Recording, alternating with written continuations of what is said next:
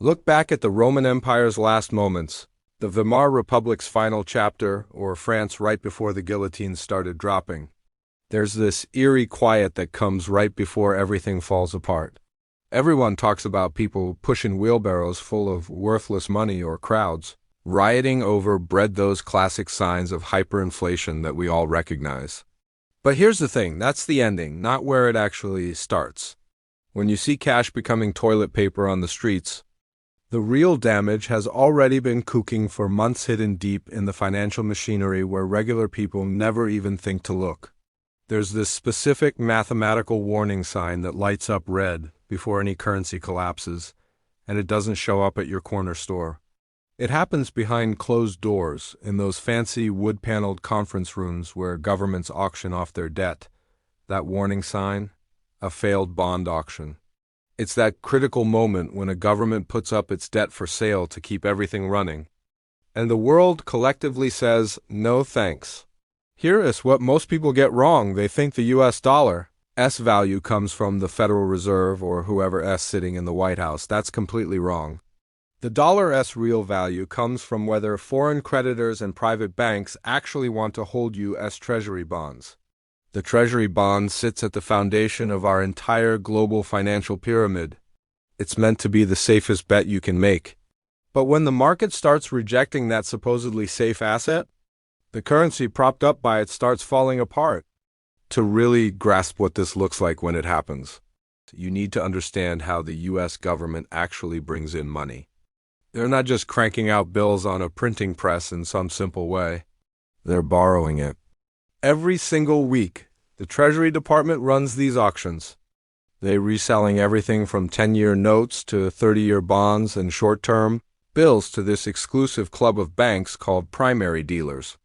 We're talking Goldman Sachs, J.P. Morgan, you know the names. When an empire's doing well, these auctions are total snooze fests. The government puts debt up for sale, and these dealers practically fight each other to grab it because they see it as rock-solid collateral. The bid-to-cover ratio, basically, how much money is trying to buy compared to how much debt is being offered, usually runs pretty high. Maybe 2.5 or 3 to 1, but when an empire starts crumbling, that auction turns into a disaster zone. The first red flag is this statistical weird thing called a tail. It's insider language, but it's basically the heartbeat of a collapse in progress. When the Treasury sets up an auction, something called the when-issued market predicts what the yield should be. Say everyone expects a 10-year Treasury to sell at 4.50% interest. If things go smoothly, that final yield hits 4.50%. But if buyers get spooked, if China, Japan, and the big hedge funds don't show up, the Treasury has to sweeten the deal. They're forced to offer higher interest rates to get anyone to bite. If that final yield ends up at 4.55%, that's what we call a 5 basis point tail. Sounds tiny, right? But in the bond world, a 5 basis point tail is basically a panic alarm going off. It means those primary dealers had no choice but to step in and buy the debt themselves because literally nobody else wanted any part of it.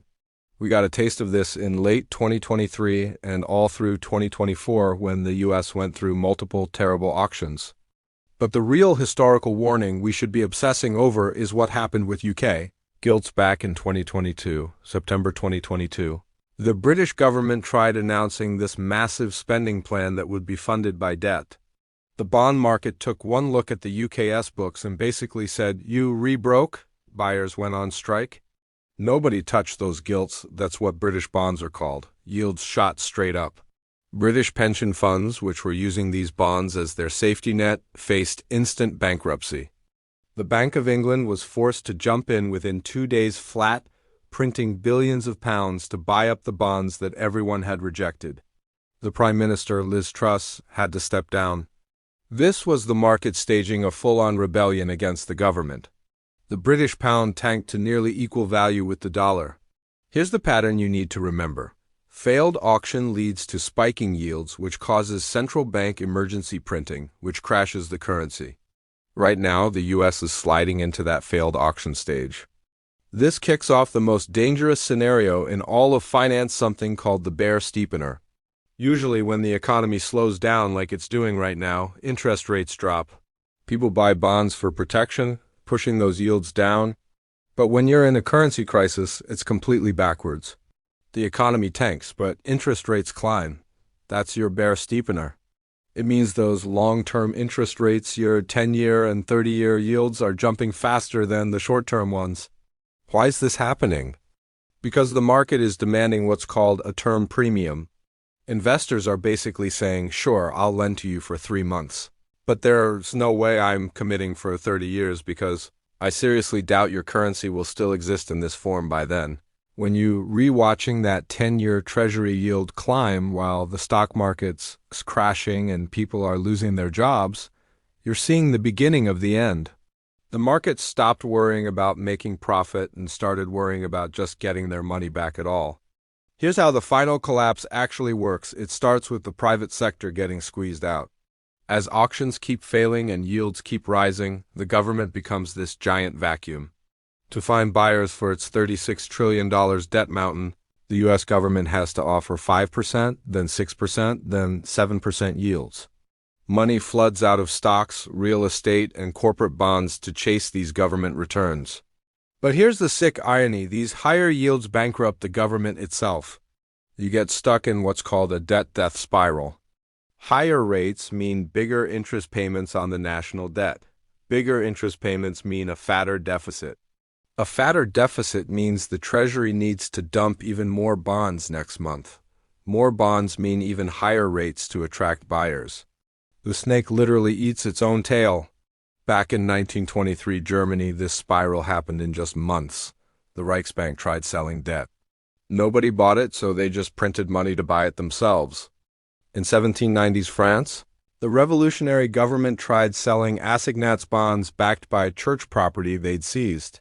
When people lost faith in those bonds, the government literally passed laws forcing citizens to accept them. Result? The currency went to absolute zero. The critical number to watch right now is that bid-to-cover ratio at the 30-year bond auction. This is your canary in the coal mine. The 30-year bond is essentially a bet on whether the United States will still be viable long-term. If that bid-to-cover ratio drops under 2.0 or even worse, gets close to 1.0, it means only those primary dealers are left buying. It means the real money foreign central banks, pension funds has already left the building. When the real money exits, the Federal Reserve gets forced into becoming the buyer of last resort. They'll roll out something called yield curve control, or YCC. They'll claim they're capping rates to stabilize everything. But the second they announce YCC, it's game over. It's them officially admitting there's zero market demand for the debt.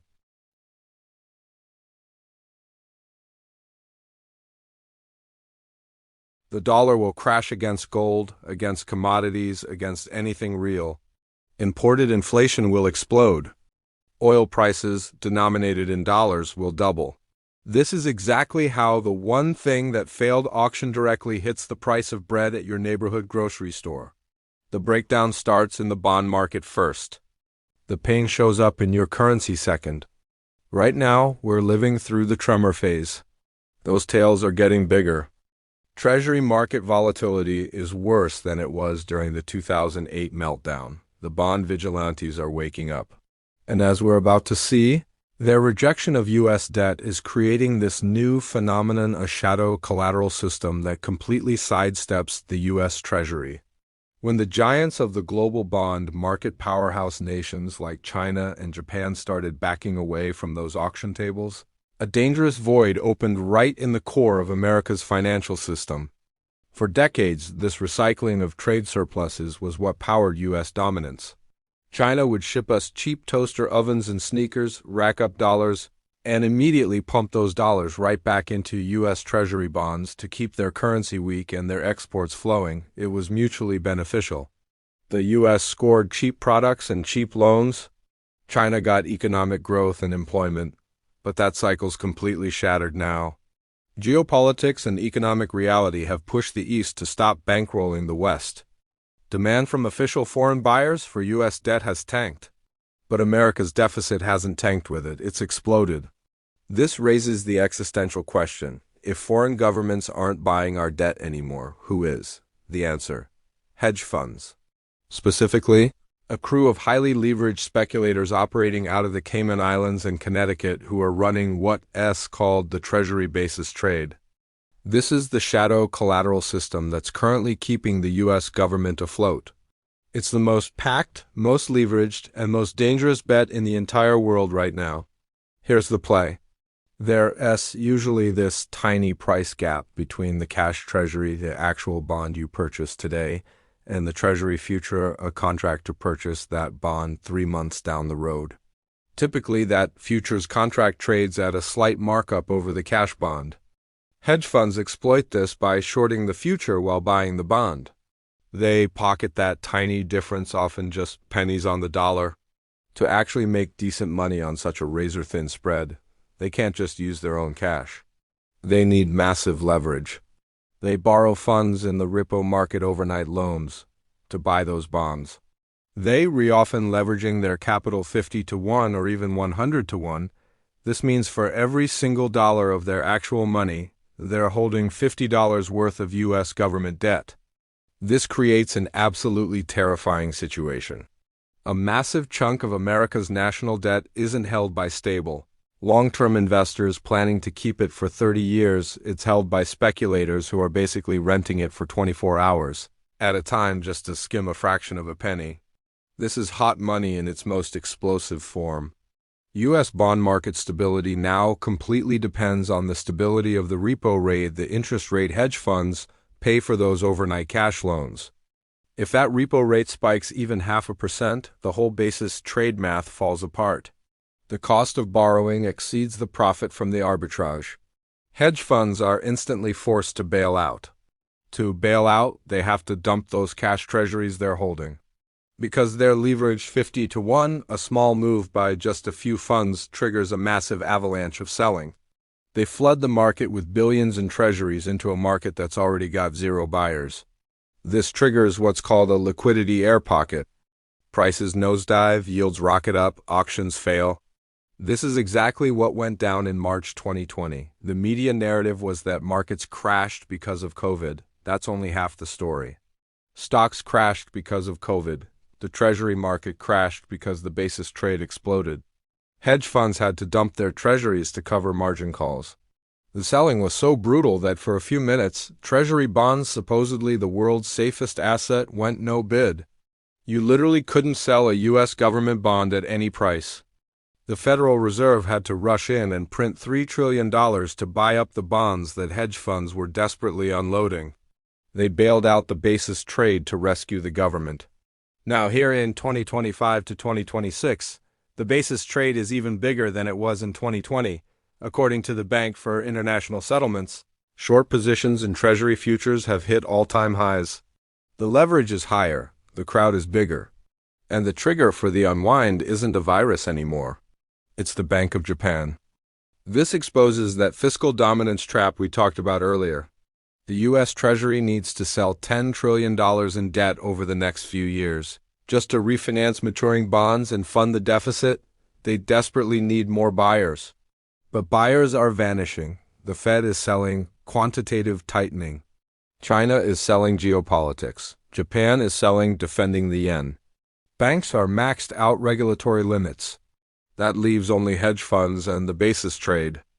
The U.S. government has basically outsourced its entire financing operation to a bunch of gamblers who bolt at the first hint of trouble.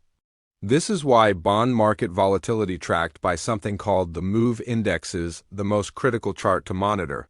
When the MOVE Index runs hot, it signals bond market instability. If the bond market's unstable, hedge funds pull back their leverage for risk management. If they cut leverage, they buy fewer bonds. If they buy fewer bonds, auctions fail. If auctions fail, yields climb. If yields climb, volatility increases.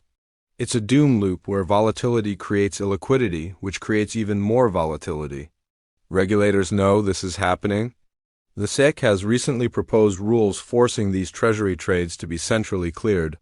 They want to make hedge funds put up more collateral to reduce that 50 to 1 leverage. In theory, this makes the system safer. But in reality, if you force them to cut leverage, they'll just stop buying bonds altogether. You can't regulate away your buyer of last resort without having someone to replace them. and there is no replacement. This is the corner America has painted itself into.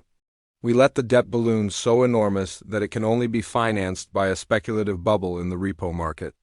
Now, policymakers are terrified the bubble will pop, but they're equally terrified that deflating it will cause the entire auction system to seize up. This creates what's called bifurcation in the banking system. The massive banks J.P. Morgan and the rest act as those primary dealers. They see all the money flows. When the basis trade unwinds, they hoard cash. They refuse to lend in the repo market because they're protecting their own balance sheets. This starves smaller players and hedge funds of cash exactly when they need it most desperately. In a crisis, liquidity doesn't vanish. It goes into hiding. It retreats to the biggest, safest vaults. This makes the crash even worse. The one thing that happens before collapse, that failed auction, is the signal that hedge funds have hit their limit. When you spot a tail at an auction, it means the basis trade is completely full. The sponge is saturated and can't soak up any more debt. And since the Treasury absolutely must issue more debt every single week, that overflow spills straight into currency markets. The dollar drops because bond yields aren't risk-free anymore. They carry a liquidity risk premium now. Investors demand higher returns, not just to beat inflation, but for the risk that they won't be able to unload the bond when they want to. Once a sovereign bond starts trading like junk debt, volatile, illiquid, and prone to air pockets, that currency status as a reserve asset is finished. We're watching the junkification of the U.S. Treasury market happen in real time. And as we'll see in this final section, this bond market breakdown forces the government to pull out its last desperate weapon, financial repression. This is where they stop politely asking you to buy their debt and start forcing you to buy it, locking your capital inside a burning building. When bond auctions fail and that speculative basis trade collapses, the government faces two options. Option 1, stop spending, balance the budget, and rebuild faith in the currency through austerity. This is politically impossible. It would mean slashing Social Security, Medicare, and military spending, triggering a revolution. Option 2, print money to buy the debt themselves through quantitative easing, which leads to hyperinflation and currency destruction. But there's a third option, a middle path that governments throughout history have chosen to delay the inevitable.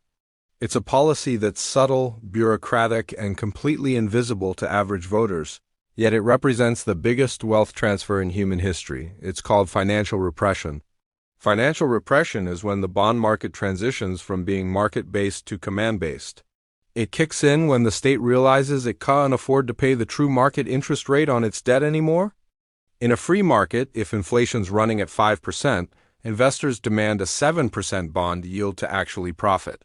But the U.S. government, sitting on $36 trillion in debt, simply cannot afford 7% interest.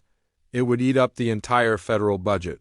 So the government uses its regulatory muscle to force institutions to buy its debt at a suppressed rate, say 3% or 4%, even though inflation is running hotter. The result? Negative real rates. If inflation's at 5% and your bond pays 4%, you're losing 1% of your purchasing power every single year. This isn't an investment, it's a tax. It's slow-motion wealth confiscation from savers to borrowers, meaning the state. It lets the government inflate away its debt over a decade. This is exactly how the United States wiped out its massive World War II debt between 1945 and 1980. They kept yields artificially low and let inflation run wild, effectively robbing the boomer generation as parents to pay for the war. Modern repression doesn't involve armed guards forcing you to buy bonds at gunpoint. It involves acronyms and banking regulations. The primary weapons are the liquidity coverage ratio, LCR, and the supplementary leverage ratio, SLR. These are banking rules determining what assets banks must hold to be considered safe. Regulators just tweak the settings. They declare U.S. Treasury bonds have zero risk weighting and are the only acceptable high-quality liquid assets, or HQLA. At the same time, they punish banks for holding risky assets like gold, Bitcoin, or small business loans by slapping them with massive capital charges. This creates a captive audience. Banks must buy treasuries, not because they want to, but because regulators require it to keep their banking license. We're already seeing this play out. After the 2023 banking crisis, regulators proposed jacking up capital requirements. This forces banks to stockpile more government debt. The failed auction gets solved by legally forcing banks to show up and buy. But banks don't have enough firepower to absorb the entire $36 trillion debt pile. The government needs a way bigger pool of capital. They're eyeing the largest savings pile on earth, your retirement account. There's over $35 trillion parked in U.S. retirement assets, 401ks, IRAs, pension funds. This money is currently spread across stocks, corporate bonds, and mutual funds. The next wave of repression will probably involve a mandate for prudential diversification. They'll pass legislation framed as protecting retirees from market chaos that requires all tax-advantaged retirement accounts to hold at least 20% or 30% in government-guaranteed securities. They'll sell it as protecting you. Stocks are volatile. Crypto is risky. Here, park your money in this safe government bond. In reality, they're turning your 401k into a dumping ground for debt nobody else wants to touch. If you reforce to hold 30% of your portfolio in bonds yielding 4% while inflation is hitting 8%, your retirement savings are being quietly liquidated to fund the deficit. This is the enslavement of American savers. You become a servant to the state's balance sheet. To make this prison work, they need to seal the exits. This brings us to capital controls. You can't force people to hold losing assets if they can easily move their wealth to Switzerland, Singapore, or into hard assets. So the friction to leave gets cranked up. We already have FATCA, the Foreign Account Tax Compliance Act, which makes it a nightmare for Americans to open foreign bank accounts. We'll likely see exit taxes increase. We might see limits on how much gold you can travel with or how much crypto you can move to a non-custodial wallet. The objective is to fence in domestic liquidity. They need to trap capital inside the US dollar system so they can harvest those negative real rates. The final lock on the prison door is the central bank digital currency, or CBDC. The Federal Reserve already launched FedNo, a fast payment system laying the infrastructure. The digital dollar gets marketed as convenience. Instant payments, no fees, banking the unbanked. But its real purpose in a debt crisis is total control.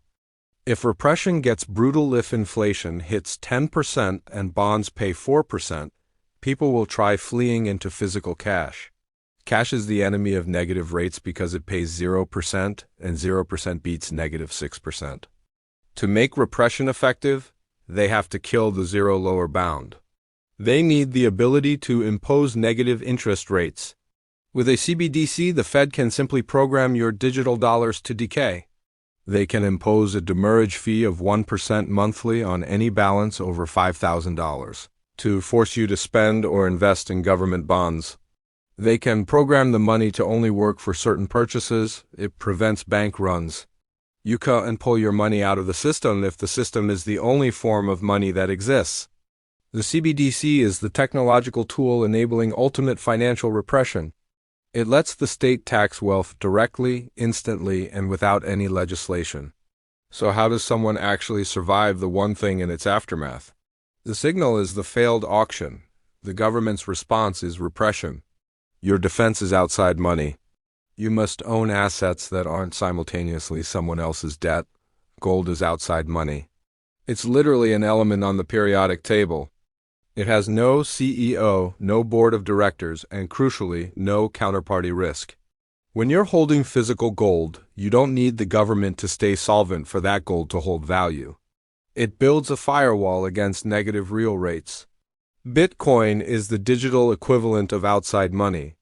It's the only asset in human history that a strictly scarce 21 million coins maximum N can be transmitted globally without any middleman. In a world of financial repression, Bitcoin is your emergency exit. It's the one asset that capital controls really struggle to contain because it exists on a decentralized ledger, not locked in some bank vault. However, the crucial element is self-custody. If you buy Bitcoin on Coinbase or gold through an ETF, you're just buying a claim on an asset some regulated institution holds. When repression mandates roll out, the government will tell Coinbase and that ETF manager to freeze those assets or tax those windfall profits. If you don't personally hold the private keys or the physical metal, you're still trapped inside the system. The bear steepener in the bond market is screaming that time is running out. Bond vigilantes are heading for the exits. The government is locking the doors behind them. The moment to position yourself in hard, bearer assets is before that 30-year auction fails, not after. Once yield curve control gets announced, gold and Bitcoin prices will gap up to levels that make them unaffordable for regular people. The bond market is blaring a warning signal. Are you paying attention?